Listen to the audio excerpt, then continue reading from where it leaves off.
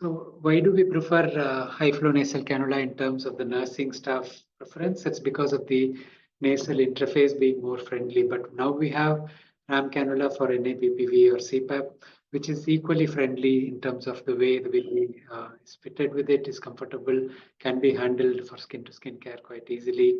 And only disadvantage is that we need to use a higher pressure setting, but that's just to offset. So it's like the ventilator giving the leak compensation. So it's not really a higher pressure delivered to the baby. It's just that the ability of the ventilator to reach that pressure is there. So that's the main reason we preferred high flow, because it was easier. But now that we have easier ways to give CPAP and NAPPV, if you have the ability, if you have the machine available, preferably use NAPPV in the small babies. The bigger babies, you can optimize the use of machines by using mobile CPAP as well. And remember, the circuit can be interchanged. So once the baby improves and is stable, you can quickly change to high flow. But you need a blender for all of them. So you have no go but to use a blender as well. So the initial questions, I mean, the baby has respiratory distress with tachypnea, retractions, baby needs pressure. So don't get used to giving low flow oxygen in the immediate newborn period, because the babies need pressure and not just oxygen.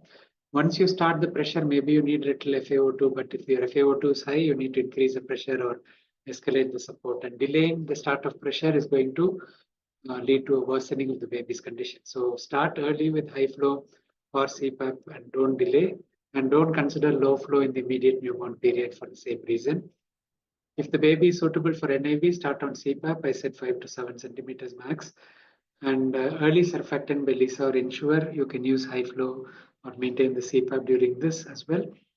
And in the acute phase of RDS, as the disease is evolving with risk of worsening, in which case you may need higher pressures, we prefer CPAP or NAPPV rather than high flow. Once the disease stabilizes, it may be within a few hours or 1 to 2 days, we can switch to high flow and we can wean quickly. Of course, if the baby is very stable and it's a big baby, you don't necessarily need to change from CPAP to high flow. You can always wean the CPAP off directly. In babies more than 28 weeks, we can extubate to either high flow or CPAP or NAPPV as per the clinical assessment.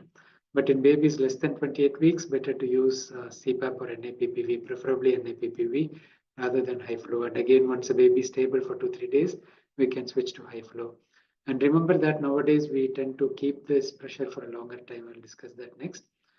Once a baby is stable on CPAP of 5 centimeter and FaO2 less than 0.3, we can try the high flow and wean accordingly, or directly try off CPAP, as I said.